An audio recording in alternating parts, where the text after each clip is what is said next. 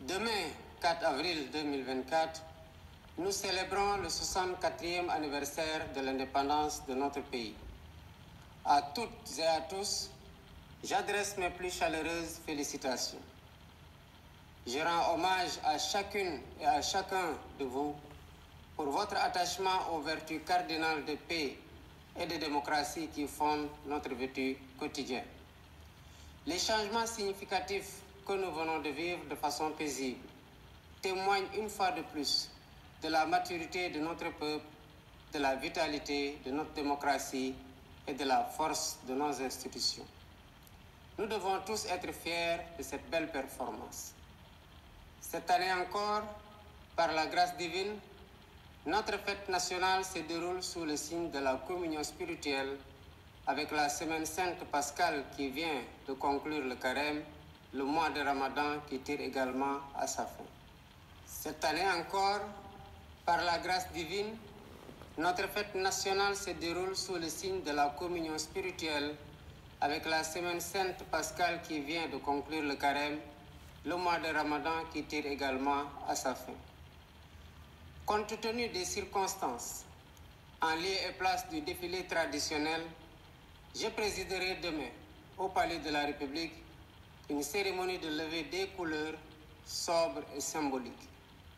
Ce soir, alors que nous célébrons notre liberté retrouvée, mes pensées vont à nos vaillants résistants, héros célèbres ou méconnus, qui, se donnant corps et âme, ont défié l'odieux système colonial et sa prétendue mission civilisatrice pour défendre la liberté de notre peuple et ses valeurs de culture et de civilisation. Je voudrais également saluer avec respect et affection nos anciens combattants qui ont sacrifié leur jeunesse loin de leur famille au prix de leur liberté et de leur vie. Je rends un vibrant hommage à mes prédécesseurs, les présidents Léopold Sédar Senghor, Abdou Diouf, Abdoulaye Wade et Macky Sall, qui, chacun, a apporté sa pierre à l'œuvre de construction nationale. C'est sur la base de ce legs que je veux poursuivre avec vous notre quête collective du Sénégal de nos rêves. Mes chers compatriotes, la fête nationale met à l'honneur nos forces de défense et de sécurité. À vous, officiers, sous-officiers et militaires du rang, qui avez choisi le métier risqué des armes, je réaffirme la reconnaissance de la nation. Je vous exprime ma fierté, mon soutien et mon entière confiance dans vos missions au service de la patrie, de la paix en Afrique et dans le monde. Je salue la mémoire de nos djambars tombés au champ d'honneur et souhaite prompt rétablissement aux blessés. L'État restera toujours solidaire de leurs familles avec soin et compassion. Le thème de cette édition, les forces armées au cœur de la cohésion nationale, nous interpelle par son actualité et sa pertinence. Il nous rappelle qu'au-delà du cérémonial, la fête nationale est surtout l'occasion d'une introspection individuelle et collective sur notre commun vouloir de vie commune. Nos forces de défense et de sécurité, sous le concept armée-nation, symbolisant la diversité et la cohésion de leurs composantes socio-culturelles, nous offrent un bel exemple de ce que doit être le vivre ensemble sénégalais. En tant que chef suprême des armées et garant de l'unité nationale, je suis déterminé à préserver notre vivre ensemble, hérité de nos ancêtres, parce que nous n'avons qu'une seule patrie, le Sénégal, notre abri commun, que nous aimons tous, qui ne commence pas par nous et ne finit pas avec nous. Dans cet esprit, mon rôle, et je l'assume pleinement, est de tendre la main à toutes et à tous pour rassembler, rassurer, apaiser et réconcilier afin de conforter la paix, la sécurité et la stabilité indispensables au développement économique et social de notre pays. De l'Est à l'Ouest, du Nord au Sud, je souhaite que notre cher Sénégal reste uni et indivisible, en paix, en harmonie avec notre devise nationale, un peuple, un but, une foi. Nous le devons à nous-mêmes, Nous le devons à nos enfants. Nous le devons aux générations futures. C'est pourquoi notre vibrante jeunesse, cœur battant de la nation, restera au centre de mes préoccupations. Chers jeunes du Sénégal, je fais mieux vos rêves, vos aspirations et vos ambitions légitimes de réussir pour être utile à vous-même, à vos familles, à vos communautés et à votre pays. L'éducation, la formation au métier, l'emploi, l'entrepreneuriat des jeunes et des femmes restent des défis majeurs à relever. J'en ferai une priorité élevée des politiques publiques en concertation avec le secteur privé. Nous devons à cet effet revisiter les mécanismes existants, les améliorer et les rationaliser afin qu'ils répondent mieux aux besoins d'emploi et autres activités génératrices de revenus pour les jeunes. Pour encourager la création d'emplois, je compte m'appuyer sur un secteur privé fort parce que soutenu par l'État. Sur la base de nos besoins prioritaires, nous travaillerons ensemble pour endogéniser notre économie. Bien entendu, le secteur privé international aura son plein rôle à tenir.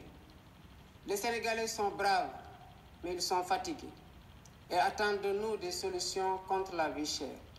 La question du coût de la vie me préoccupe particulièrement et retient toute mon attention.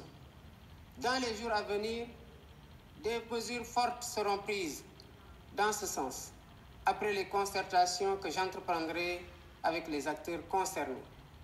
Mes chers compatriotes, de l'indépendance à nos jours, notre système politico-institutionnel et judiciaire a vécu bien des péripéties, les unes plus heureuses que les autres.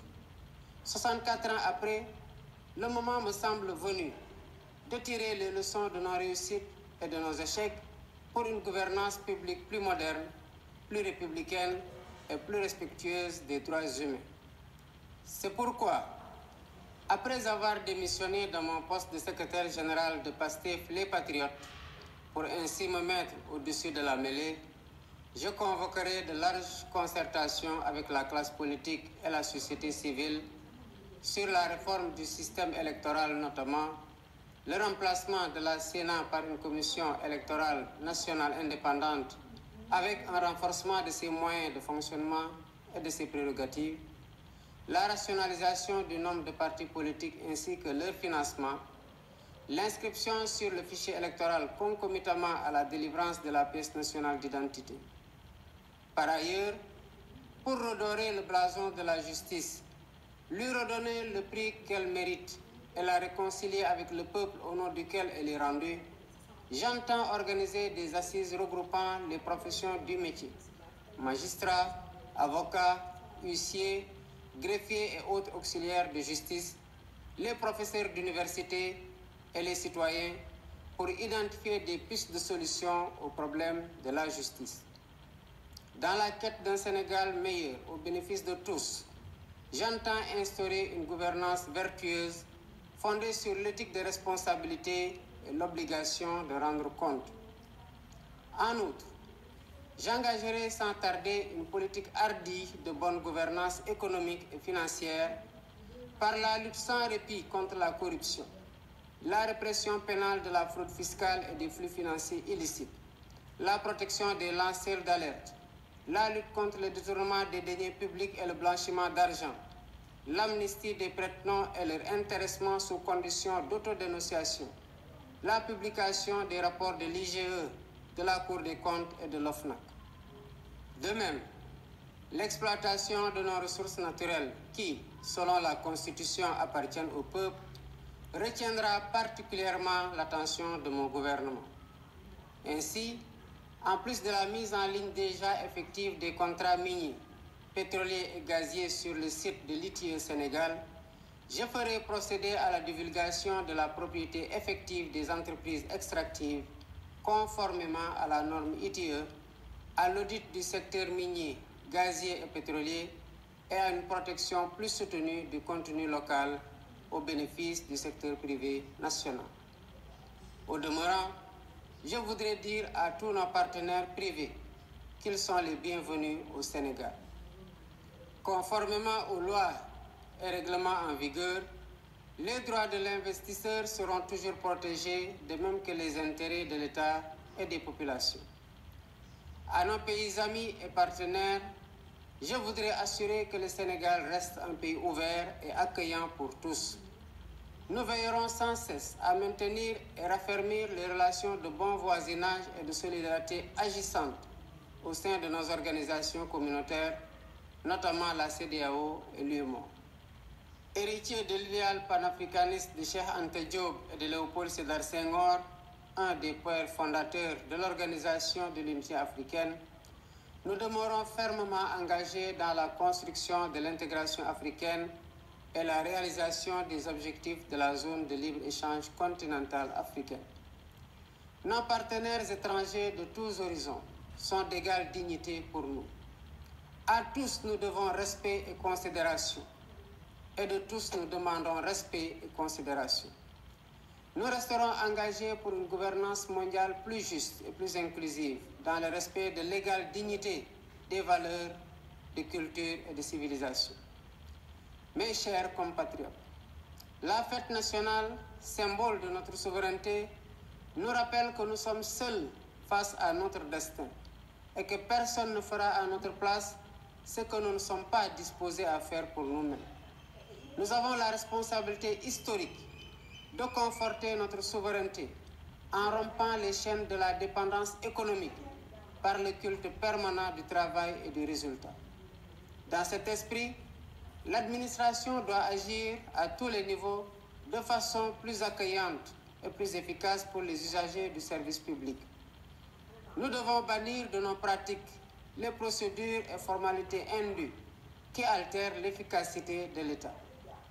Dans cet objectif, j'entends investir massivement dans la digitalisation des services et des procédures administratives. De même, il y a urgence à gagner notre souveraineté alimentaire en investissant plus et mieux dans l'agriculture, la pêche et l'élevage, les trois mamelles nourricières de notre pays. Je tiens particulièrement à ce que les subventions substantielles dépensées chaque année dans la campagne agricole bénéficient aux véritables producteurs et non à des acteurs intermédiaires. En définitive, mes chers compatriotes, l'indépendance que nous célébrons demain est certes un événement festif, mais aussi et surtout un test de résilience et de grandeur pour la nation. Notre mérite et notre honneur, c'est de réussir l'épreuve en affichant une confiance résolue en nous-mêmes pour vaincre nos peurs et nos doutes, surmonter les obstacles devant nous et poursuivre ensemble notre marche solidaire vers notre destin commun, main dans la main, épaule contre épaule. C'est à cela que je vous invite dans la communion des cœurs et des esprits.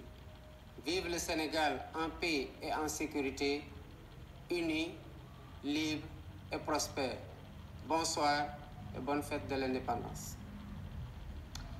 Vous venez d'entendre donc le message à la nation du président de la République, Bassirou Diomaye Diakhar Faye, la version française à présent.